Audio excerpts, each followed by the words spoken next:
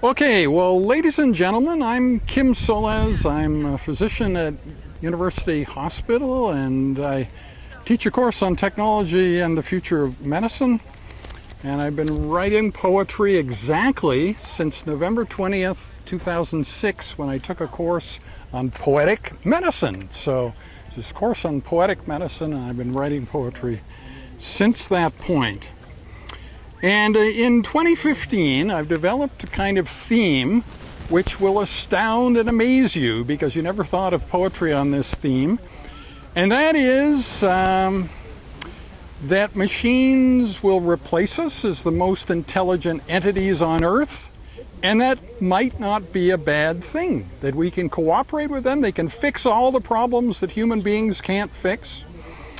And you will read in the news from all sorts of famous people, Bill Gates and Elon Musk and Stephen Hawking, about the terrible things that will happen, the end of the human race, because machines will become smarter than we are. We can't control these super sentient machines, and they will kill all humans off, and that will be the end of us.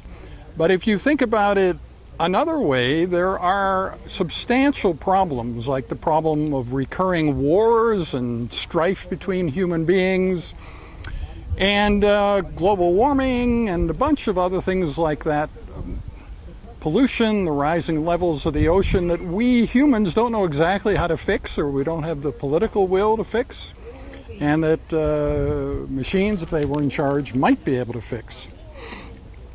So I'm going to start with a poem that is really focused around this meeting in Puerto Rico. How did you know this meeting in January in Puerto Rico was important? Well, it had celebrities there and journalists there and a lot of rich people and CEOs and people who are in the headlines all the time. And Rich Sutton, who's sitting right here. And he was the only person from the U of A who was there. And counterintuitive as it might be, he's kind of become my hero, at least in 2015.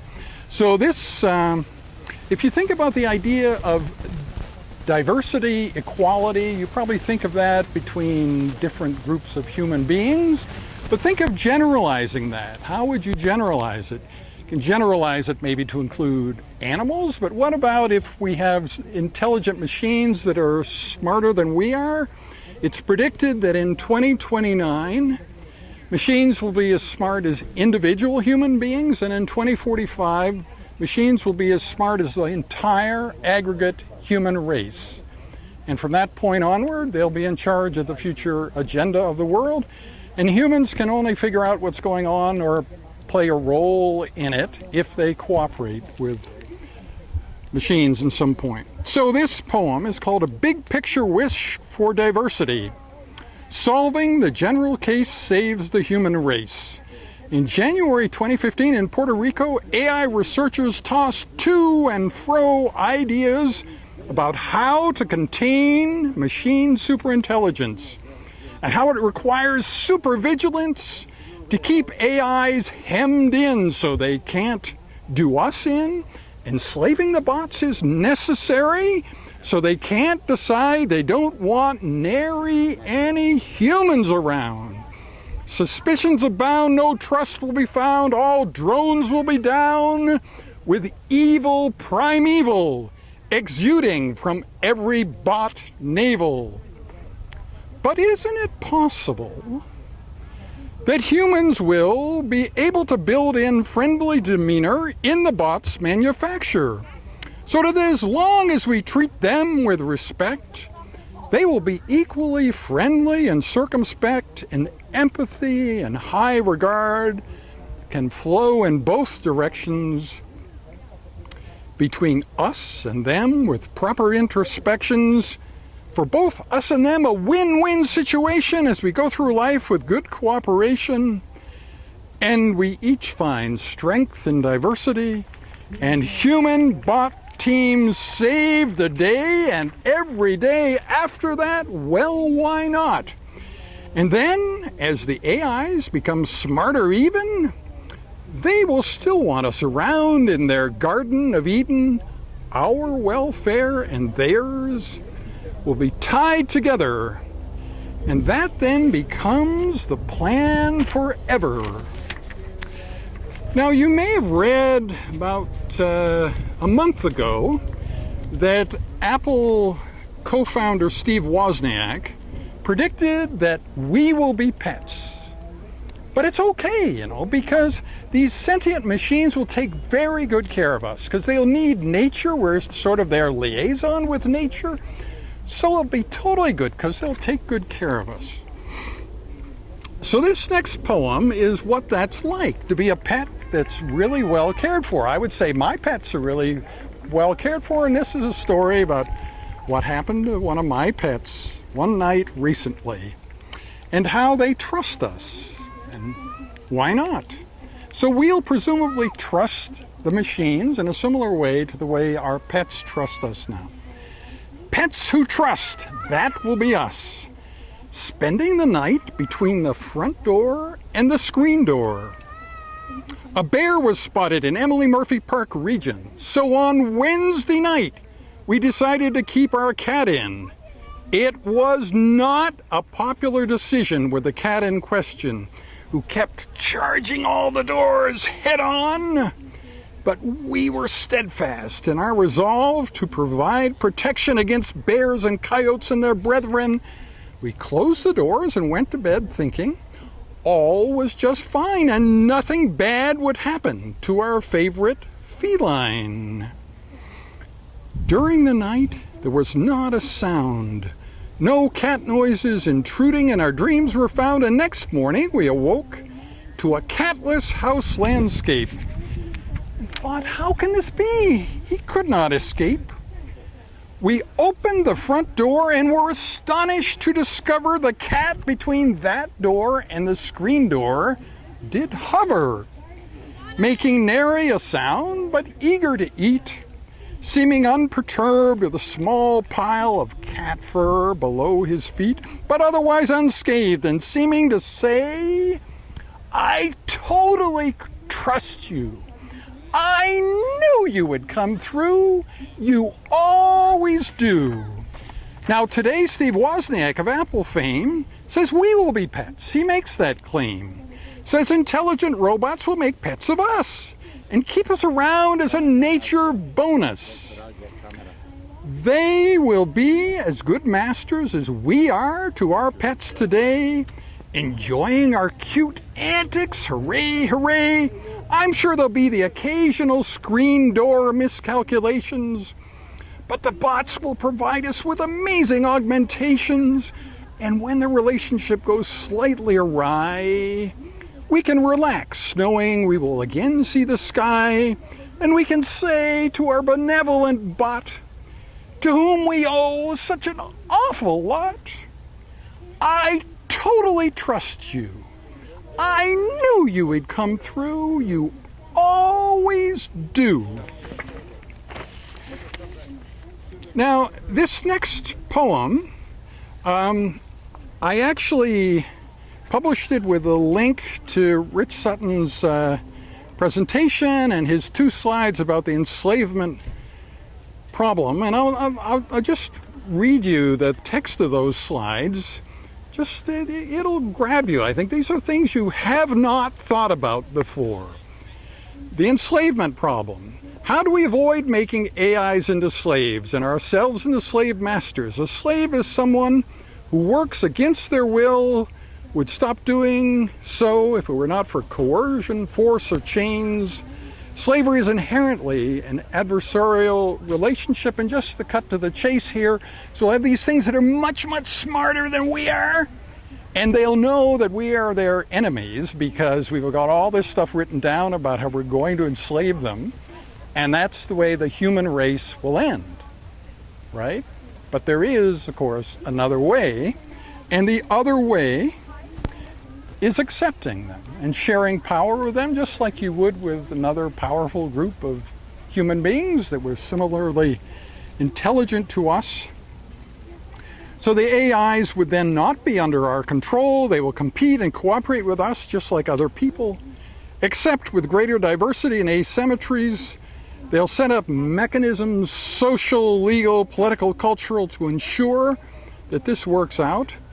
But inevitably, conventional humans will be less important than they are now. We're sort of used to being in charge of the world, but our stewardship hasn't been that good, really. It's just there's no other option. We are in charge of the world.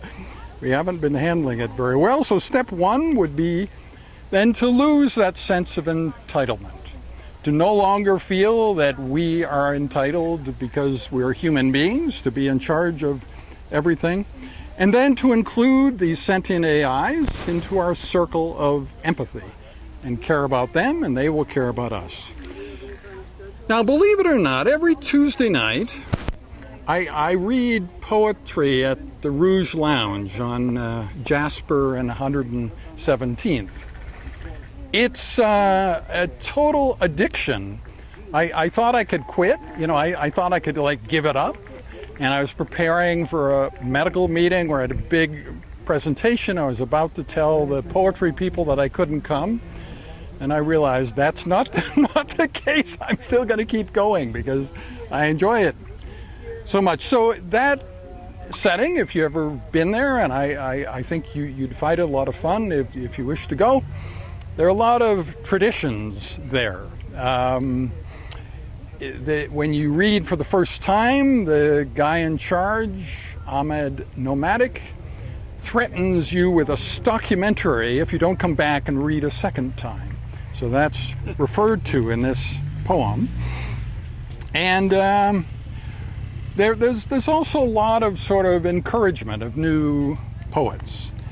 So this poem imagines the first robot poet, and how we will react to the first machine reciting poetry at Rouge Lounge on a Tuesday night.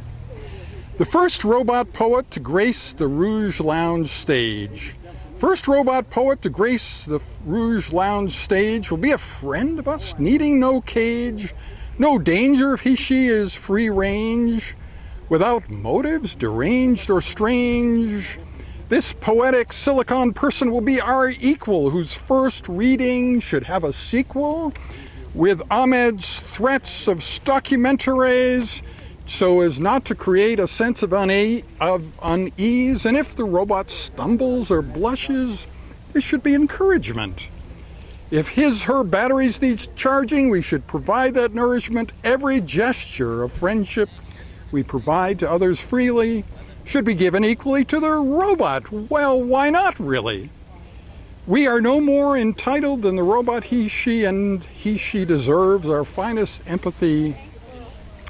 As it was said at the end of Dickens' Christmas Carol, fun, that Scrooge knew how to keep Christmas better than anyone. Let it be said of Rouge Lounge, all of us, that we knew how to keep robots happy and avoid the fuss. Then, believe it or not, we're thinking of taking this course of mine on the road. I mean, I really feel a little bit depressed when it's not a term and I'm not teaching, because I really love teaching the course. So there are a lot of places elsewhere in the world. It may be a strange choice. The choices thus far are Seattle, Redmond, where Microsoft is, and London, UK, and Fort McMurray. Those are the three places that have shown interest and are taking the course on the road thus far. And we plan a multimedia presentation there, not just all science, but a combination of poetry and science and Mallory Chipman's music. She's a 21-year-old singer that I've been doing a lot of events with in the past 2 years. So there's always a question with a mixed group like that: who is in charge? What's the preeminent thing here? Is it the science? Is it the poetry? Is it the music? How are we going to figure that out?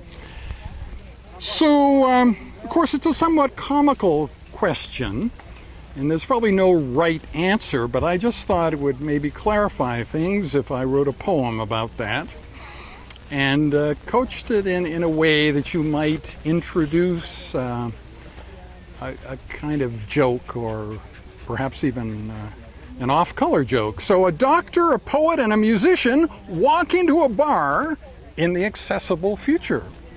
Doctor, poet, and a musician walk into a bar? No, really, how am I doing so far? And are there any rules for entourages? And what activities can occur in garages?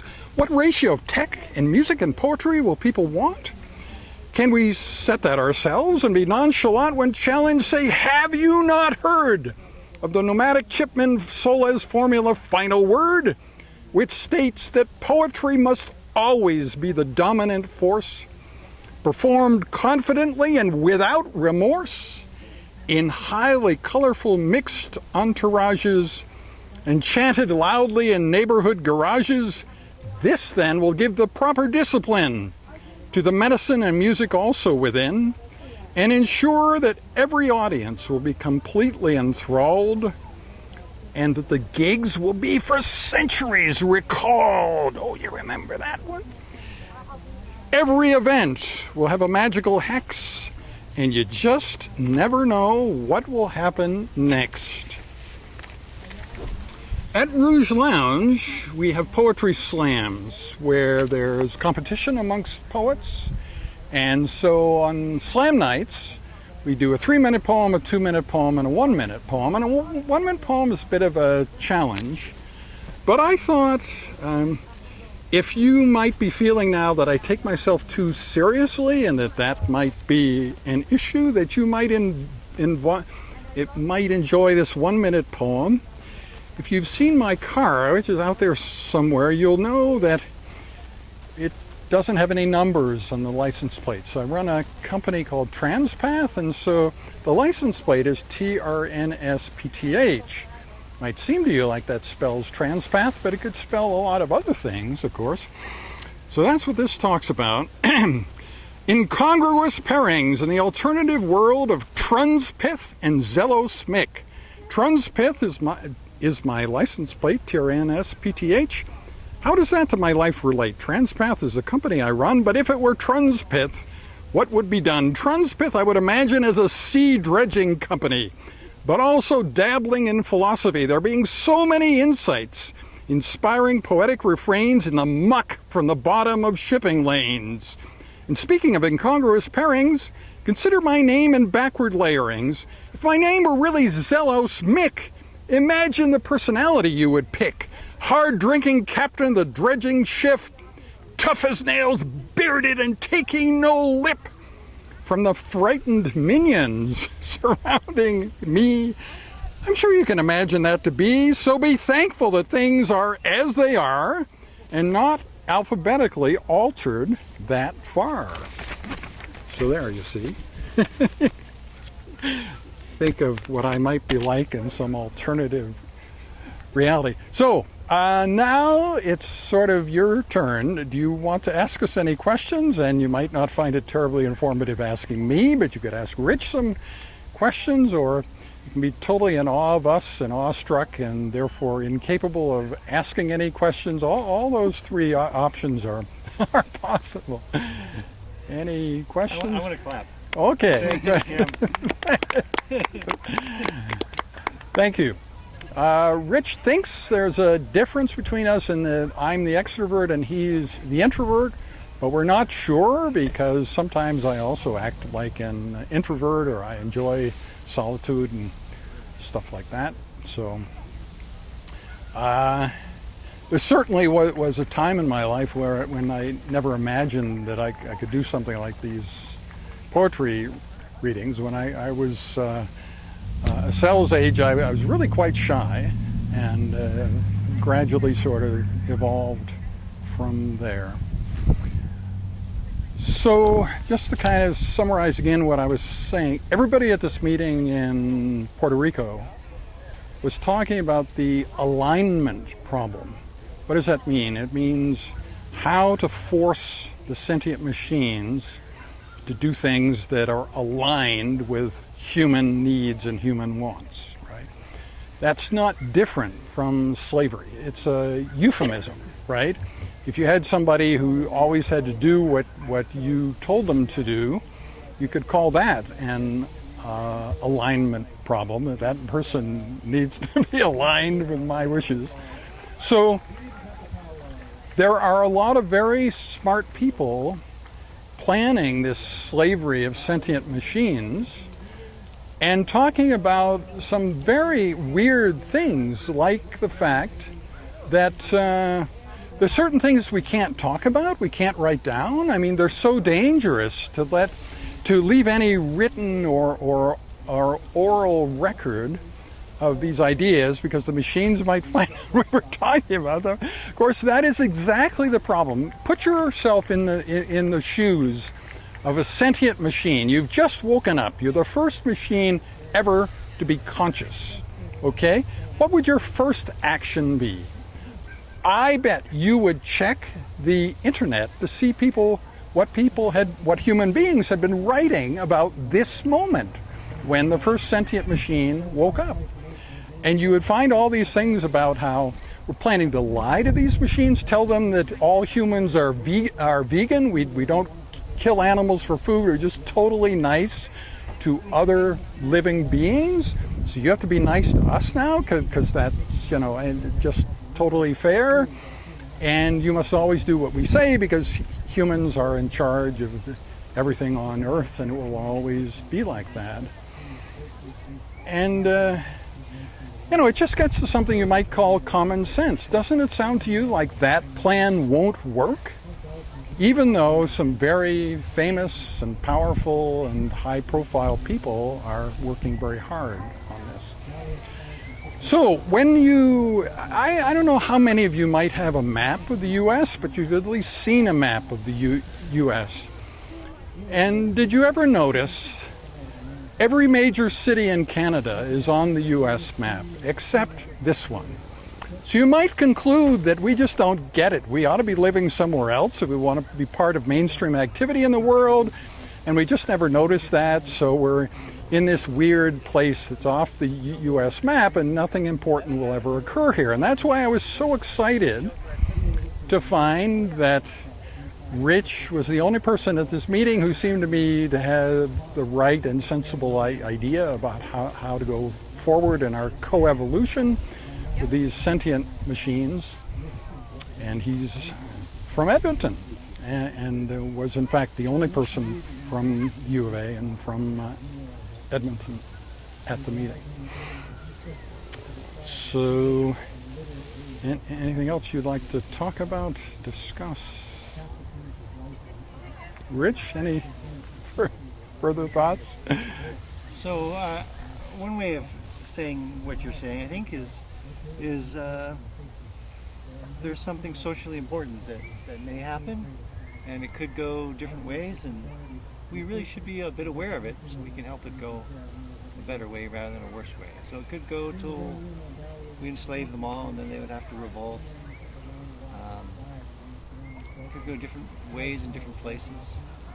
We in Canada are a very tolerant society. I think this will, I think, test our tolerance, our ability to work with others. Yes. At least in Canada, we know kind of that we're not really in charge. People in the U.S., they grow up and they think, oh yes, the U.S. is in charge the way they should be. Right. A smaller populated country, we realize that we don't really run everything anyway. We are used to working with others, different kinds of people. Yeah. No, I think you can imagine, in a way it doesn't matter whether self-fulfilling prophecy will work here or whether we just like to think it will work. Either way, it's interesting to make plans for how to cooperate with these sentient machines and to promote that idea to others, because maybe in so doing we'll save the world. Maybe we'll save the human race that way. And maybe we won't do anything at all, but it still makes us feel good. It's one of these activities that you feel quite honorable while engaged in this activity. And probably the activities like that are a mixture of things where we feel honorable engaged in the activity, but actually we're accomplishing absolutely nothing, and others where we're actually doing something as we feel the honor. So there's no one-to-one correspondence between the end result of our good activities and how we feel about them. But anyway, I guess that's the main purpose for the course. Yes? I think this year at the poetry festival, we did have a robot. What was that? I think at the poetry festival last year, they did have a robot poet teacher. Right? Did you go see that, or? No. There have been many robot poets, and there is robot poet software. Yeah. But at Rouge Lounge, we haven't had one yet. Okay. I didn't go see it myself, but it's out there. I know it's out there, right? But it's something in evolution. Its poetry is probably not as good as the best of the poetry you can experience in Edmonton. Whereas give it 20, 30 years and it will be better than any poetry that humans can Because we'll create. teach it to be better? We'll teach it initially. We do not have to teach it every step. It will be able to self-improve just like we can self-improve. Yeah, so, but it's interesting, every time you think that it's all about robots and us and nothing else is worth considering. If you think about the octopus, like, the octopus has no family life. It's not like there's mentoring, that the baby octopus learns all these skills from the mama octopus. That doesn't happen. They're amazingly skilled. They can do all sorts of things we can't do. They have a bit of a brain in every tentacle, and they can do this amazing sound and light show. If you have one as a pet, you can devote the rest of your life to trying to outwit the octopus, and they will routinely outwit you. They can go through any hole as long as the hole is slightly larger than the eye, because the eye is the only part that's hard. The rest of them is all totally soft.